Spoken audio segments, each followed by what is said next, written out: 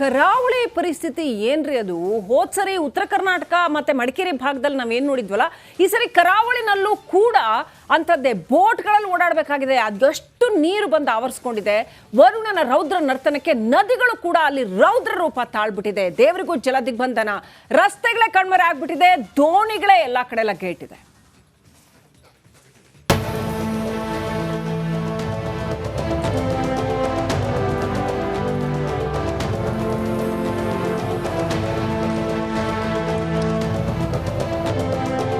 ತತ್ತರ ವರುಣಾರ್ಭಟಕ್ಕೆ ಕರಾವಳಿ ತತ್ತರ, ದೇವರಿಗೂ ಜಲ ದಿಗ್ಬಂಧನ, ಮನೆಗಳು ಜಲಮಯ, ಬದುಕು ಅಯೋಮಯ.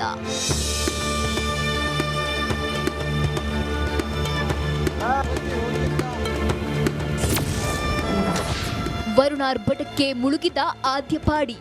ದಕ್ಷಿಣ ಕನ್ನಡ ಜಿಲ್ಲೆಯಲ್ಲಿ ನಿರಂತರವಾಗಿ ಮಳೆ ಸುರಿತಾ ಇದೆ, ನದಿಗಳು ಉಕ್ಕಿ ಹರಿತಾ ಇದೆ. ಹೀಗಾಗಿ ಆ ನದಿ ತೀರದ ಪ್ರದೇಶಗಳೇನಿದೆ ಅದು ಜಲಾವೃತಗೊಳ್ತಾ ಇದೆ. ಆದರೆ ಈ ಒಂದು ಆದ್ಯಪ್ಪಾಡಿ, ನಾನೀಗ ತೋರಿಸ್ತಾ ಇರುವಂಥದ್ದು ಆದ್ಯಪ್ಪಾಡಿ ಪ್ರದೇಶ, ಇದು ಅವೈಜ್ಞಾನಿಕವಾಗಿ ನಿರ್ಮಿಸಿದಂಥ ಡ್ಯಾಮ್ನ ಶಾಪದ ಪರಿಣಾಮವಾಗಿ ಈ ರೀತಿಯಾಗಿ ತೋಟಗಳು ಮುಳುಗಡೆ ಆಗ್ತಿರುವಂಥದ್ದು. ಮಂಗಳೂರಲ್ಲಿ ಅಕ್ಷರಶಃ ವರುಣನ ನರ್ತನವಾಗ್ತಿದೆ. ಮಳೆ ಅಬ್ಬರಕ್ಕೆ ಮಂಗಳೂರು ಹೊರವಲಯದ ಆದ್ಯಪಾಡಿ ಮುಳುಗಿ ಹೋಗಿದೆ. ಒಂದಲ್ಲ ಎರಡಲ್ಲ, ಬರೋಬ್ಬರಿ 30 ಮನೆಗಳು ಜಲಮಯವಾಗಿದೆ.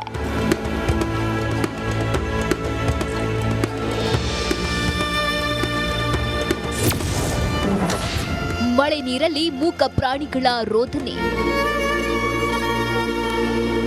ಕೇವಲ ಮನೆಗಳಷ್ಟೇ ಅಲ್ಲ, ಆದ್ಯಪಾಡಿಯಲ್ಲಿನ ದನದ ಕೊಟ್ಟಿಗೆಗಳು ಮಳೆ ನೀರಲ್ಲಿ ಮುಳುಗ್ಬಿಟ್ಟಿವೆ.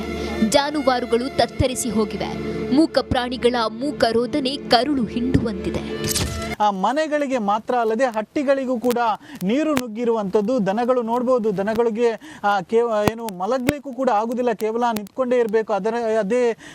ಅಂತಹ ಪರಿಸ್ಥಿತಿ ನಿರ್ಮಾಣ ಆಗಿರುವಂಥದ್ದು.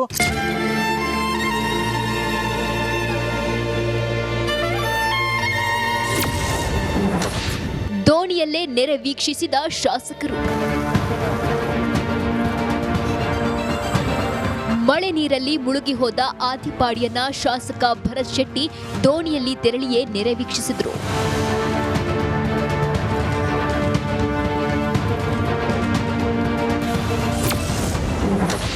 ಸೋಮನಾಥೇಶ್ವರನಿಗೆ ಜಲ ದಿಗ್ಬಂಧನ. ದಕ್ಷಿಣ ಕನ್ನಡ ಜಿಲ್ಲೆಯಲ್ಲಿ ಫಲ್ಗುಣಿ ನದಿ ರೌದ್ರ ರೂಪ ತಾಳಿದೆ. ಬಂಟ್ವಾಳದ ಸಿದ್ದಕಟ್ಟೆ ಬಳಿ ಅಮ್ಮುಂಜೆ ಸೋಮನಾಥೇಶ್ವರ ದೇವಸ್ಥಾನಕ್ಕೆ ಜಲ ದಿಗ್ಬಂಧನ ಹಾಕಿದೆ. ದೇಗುಲದೊಳಗೆ ಕಾಲಿಟ್ಟ ಕಡೆಯಲ್ಲೆಲ್ಲ ಮಳೆ ನೀರು ನಾಟ್ಯವಾಡ್ತಿದೆ.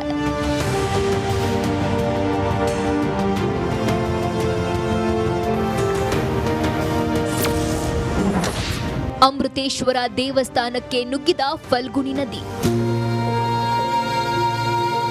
ಕೇವಲ ಸೋಮನಾಥ ದೇಗುಲ ಮಾತ್ರ ಅಲ್ಲ, ವಾಮಂಜೂರು ಶ್ರೀ ಅಮೃತೇಶ್ವರ ದೇವಸ್ಥಾನಕ್ಕೂ ಫಲ್ಗುಣಿ ನದಿಯ ನೀರು ನುಗ್ಗಿದೆ. ದೇವರಿಗೆ ದಿಗ್ಬಂಧನ ಹಾಕಿದೆ.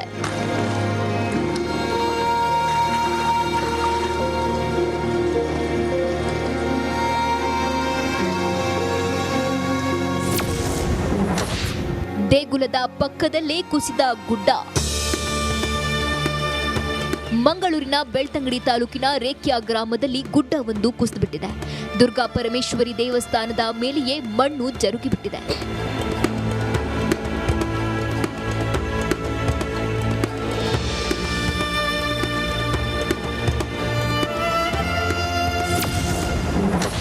ಪ್ರವಾಹದಲ್ಲಿ ಕೊಚ್ಚಿಕೊಂಡು ಬಂದ ಬೋಟ್. ಮಂಗಳೂರಿನ ಫಲ್ಗುಣಿ ನದಿಯ ಡ್ರೇಜಿಂಗ್ ಬೋಟ್ ಒಂದು ಕೊಚ್ಚಿಕೊಂಡು ಬಂದಿದೆ. ನದಿ ಮಧ್ಯಭಾಗದಲ್ಲಿ boat ಸಿಲುಕಿಕೊಂಡಿದೆ.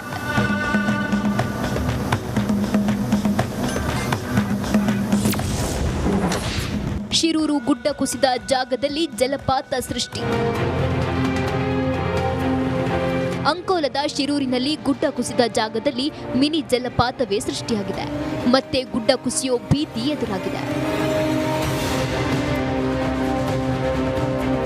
Bureau report, republic Kannada. ಕರಾವಳಿ ಪರಿಸ್ಥಿತಿ ಏನ್ರಿ ಅದು? ಹೋದ್ ಸರಿ ಉತ್ತರ ಕರ್ನಾಟಕ ಮತ್ತೆ ಮಡಿಕೇರಿ ಭಾಗದಲ್ಲಿ ನಾವೇನ್ ನೋಡಿದ್ವಲ್ಲ, ಈ ಸರಿ ಕರಾವಳಿನಲ್ಲೂ ಕೂಡ ಅಂಥದ್ದೇ ಬೋಟ್ಗಳಲ್ಲಿ ಓಡಾಡಬೇಕಾಗಿದೆ. ಅದೆಷ್ಟು ನೀರು ಬಂದು ಆವರಿಸ್ಕೊಂಡಿದೆ. ವರುಣನ ರೌದ್ರ ನರ್ತನಕ್ಕೆ ನದಿಗಳು ಕೂಡ ಅಲ್ಲಿ ರೌದ್ರ ರೂಪ ತಾಳ್ಬಿಟ್ಟಿದೆ. ದೇವರಿಗೂ ಜಲ ದಿಗ್ಬಂಧನ, ರಸ್ತೆಗಳೇ ಕಣ್ಮರೆ ಆಗ್ಬಿಟ್ಟಿದೆ, ದೋಣಿಗಳೇ ಎಲ್ಲಾ ಕಡೆ ಲಗ್ಗೆಯಿಟ್ಟಿದೆ.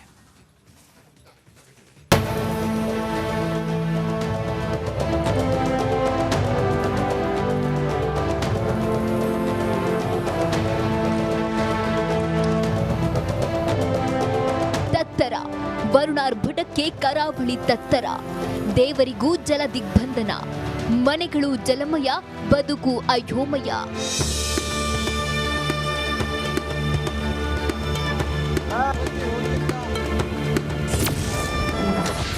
ವರುಣಾರ್ಭಟಕ್ಕೆ ಮುಳುಗಿದ ಆದ್ಯಪಾಡಿ.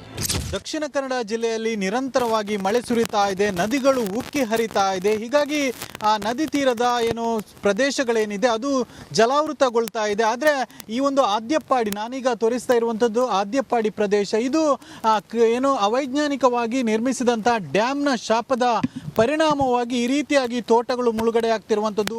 ಮಂಗಳೂರಲ್ಲಿ ಅಕ್ಷರಶಃ ವರುಣನ ನರ್ತನವಾಗ್ತಿದೆ. ಮಳೆ ಅಬ್ಬರಕ್ಕೆ ಮಂಗಳೂರು ಹೊರವಲಯದ ಆದ್ಯಪಾಡಿ ಮುಳುಗಿ ಹೋಗಿದೆ. ಒಂದಲ್ಲ ಎರಡಲ್ಲ, ಬರೋಬ್ಬರಿ 30 ಮನೆಗಳು ಜಲಮಯವಾಗಿದೆ.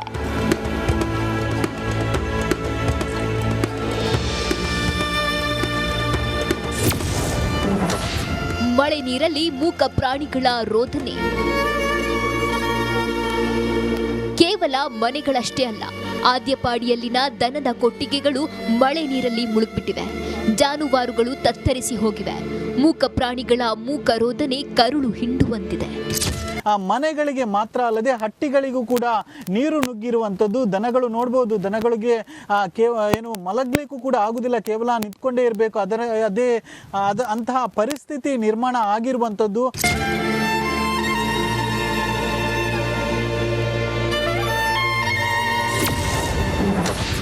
ದೋಣಿಯಲ್ಲೇ ನೆರೆ ವೀಕ್ಷಿಸಿದ ಶಾಸಕರು.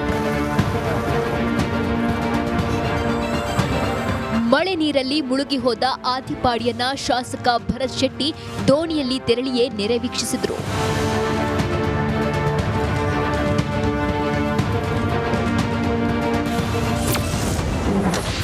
ಸೋಮನಾಥೇಶ್ವರನಿಗೆ ಜಲ ದಿಗ್ಬಂಧನ. ದಕ್ಷಿಣ ಕನ್ನಡ ಜಿಲ್ಲೆಯಲ್ಲಿ ಫಲ್ಗುಣಿ ನದಿ ರೌದ್ರ ರೂಪ ತಾಳಿದೆ. ಬಂಟ್ವಾಳದ ಸಿದ್ದಕಟ್ಟೆ ಬಳಿ ಅಮ್ಮುಂಜೆ ಸೋಮನಾಥೇಶ್ವರ ದೇವಸ್ಥಾನಕ್ಕೆ ಜಲ ದಿಗ್ಬಂಧನ ಹಾಕಿದೆ. ದೇಗುಲದೊಳಗೆ ಕಾಲಿಟ್ಟ ಕಡೆಯಲ್ಲೆಲ್ಲ ಮಳೆ ನೀರು ನಾಟ್ಯವಾಡ್ತಿದೆ.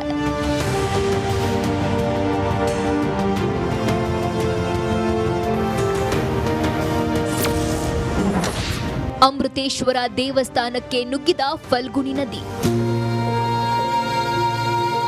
ಕೇವಲ ಸೋಮನಾಥ ದೇಗುಲ ಮಾತ್ರ ಅಲ್ಲ, ವಾಮಂಜೂರು ಶ್ರೀ ಅಮೃತೇಶ್ವರ ದೇವಸ್ಥಾನಕ್ಕೂ ಫಲ್ಗುಣಿ ನದಿಯ ನೀರು ನುಗ್ಗಿದೆ. ದೇವರಿಗೆ ದಿಗ್ಬಂಧನ ಹಾಕಿದೆ.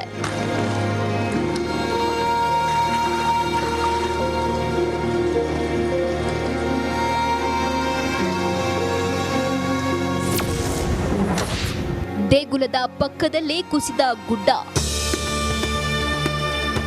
ಮಂಗಳೂರಿನ ಬೆಳ್ತಂಗಡಿ ತಾಲೂಕಿನ ರೇಖ್ಯಾ ಗ್ರಾಮದಲ್ಲಿ ಗುಡ್ಡವೊಂದು ಕುಸಿದುಬಿಟ್ಟಿದೆ. ದುರ್ಗಾ ಪರಮೇಶ್ವರಿ ದೇವಸ್ಥಾನದ ಮೇಲೆಯೇ ಮಣ್ಣು ಜರುಗಿಬಿಟ್ಟಿದೆ.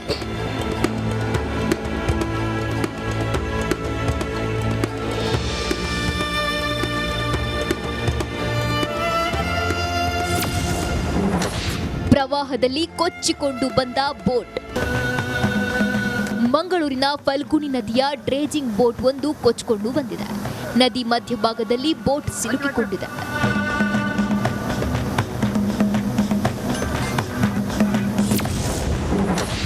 ಶಿರೂರು ಗುಡ್ಡ ಕುಸಿದ ಜಾಗದಲ್ಲಿ ಜಲಪಾತ ಸೃಷ್ಟಿ. ಅಂಕೋಲದ ಶಿರೂರಿನಲ್ಲಿ ಗುಡ್ಡ ಕುಸಿದ ಜಾಗದಲ್ಲಿ ಮಿನಿ ಜಲಪಾತವೇ ಸೃಷ್ಟಿಯಾಗಿದೆ. ಮತ್ತೆ ಗುಡ್ಡ ಕುಸಿಯೋ ಭೀತಿ ಎದುರಾಗಿದೆ. Bureau report, republic Kannada.